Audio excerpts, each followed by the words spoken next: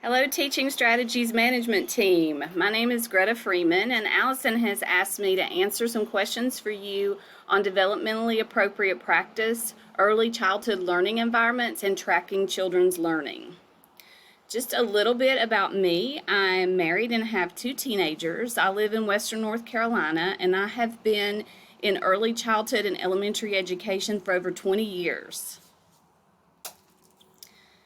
In talking about developmentally appropriate practices, one of the first things I like to do is share my story for when I was looking for a child development center for my 6-month-old son. I had just gotten a job, and there was about 30-minute drive between my home and office and about 6 child development centers. And so I visited all of the child development centers and was pretty shocked at what I found. Overcrowdedness, children in front of TVs watching videos, and even in one-year-old room, there was a teacher who was asleep in a rocking chair while the children were crawling around on the floor unattended.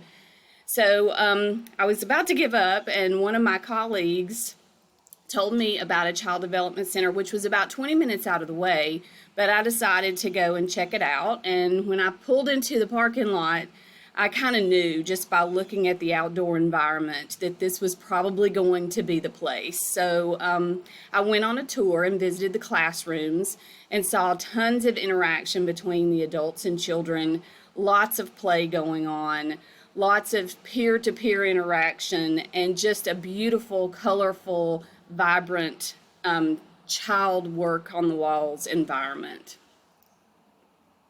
The reason I tell you this story is because I was a parent who knew what I needed for my child, looking for a child development center that was developmentally appropriate and safe and caring.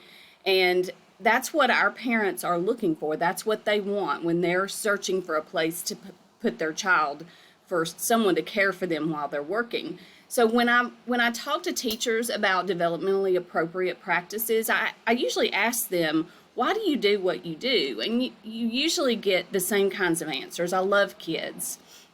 It's rewarding. I want to make a difference. It's satisfying. I want to create a safe space for children. But when you talk to them about developmentally appropriate practices, you want to dig deeper and for them to understand that they're there to enhance development. And you may want to talk about the Every Student Succeeds Act and what they came out, the act, how it talks about quality child care and providers for children. You also want them to know that they're there to add to a quality program, that they need to make sure that what they're providing for their children is not too far advanced or too easy, and maybe you're asking too much or too little of their system. And of course, you want to base it on research and theory and the NAEYC standards. So in giving an explanation for what developmentally appropriate practice is basically a framework for best practices. You're supporting individual child's optimal development. And of course, it's based on that research and theory. When a teacher begins working with children, they need to know about the age group, but throughout the year they want to be flexible because their children are at different levels and cultural backgrounds. So in developmentally appropriate practice, we're meeting children where they are and they're learning at their own pace, and we have to have goals that are both challenging and achievable. In daily practice, this means working with whole child education. So we're meeting their needs cognitively, emotionally, socially, and physically. DAP informs absolutely everything. It should inform everything that we do in the early childhood classroom, how we structure our programs, how we choose stories and activities, how we manage our groups, and how we build those relationships. So this is just like a list of some terms or phrases that to me represent developmentally appropriate practice.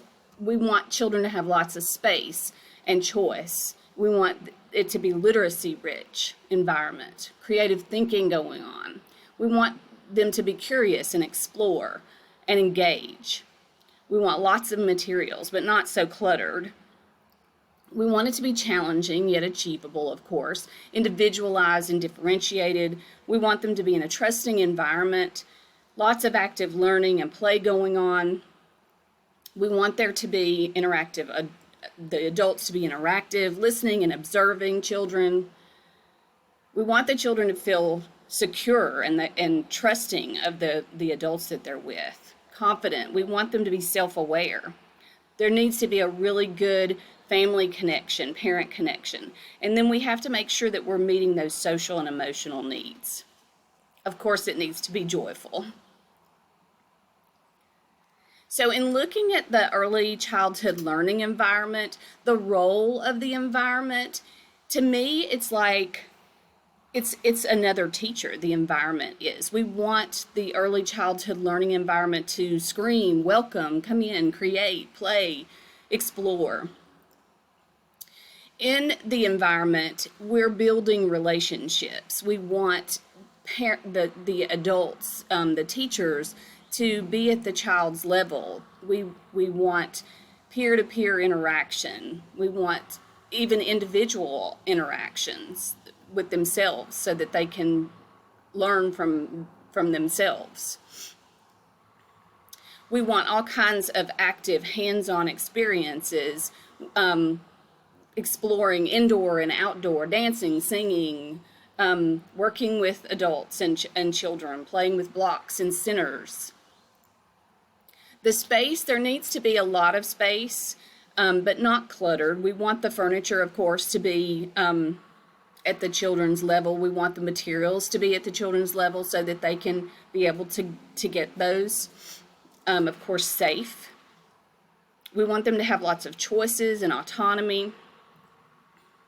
Play is so important in early childhood classrooms. When you're setting up your classroom, you want there to be sensory motor activities and sand and water areas. We want them to be able to play alone or in partners or with groups. Dress up. When you're thinking about the environment, you also want to think about your expectations. So you want to ask open-ended questions and make sure that kids know that you think that they're talented and gifted. You can ask questions like, how can we organize these? Or tell me about what you're doing. Or saying to them, you're really good at that. What do you think would happen if you, another question, open-ended question, or let's take this book outside to learn more about bugs. It's very, very important in your environment that children know that they're cared for and loved. You want to talk to them, you want to show them empathy, you want to put their work up on the wall so that they know that you think what they're doing is important. And then time, I put a clock because time should not rule the day in early childhood classrooms. You want them to have time to explore and look at things and just enjoy being children. So the last part that I want to talk about is keeping track of children's learning. Children are so busy and they're at different levels and different stages, and we want to make sure that we are keeping track of their learning so that we know what we need to do to challenge them and to move them forward. So in any kind of assessment, it needs to be unobtrusive. It needs to support parent-family partnerships so that it should be easy for parents to be able to see what's going on and happening and what the assessments are. It should definitely look at the whole child, that cognitive, social, emotional, physical aspect. And it should be easy and user-friendly. I have so many early childhood teachers that tell me that it takes so much of their time doing assessments, but they need something that they can do quickly and doesn't take a lot of their time.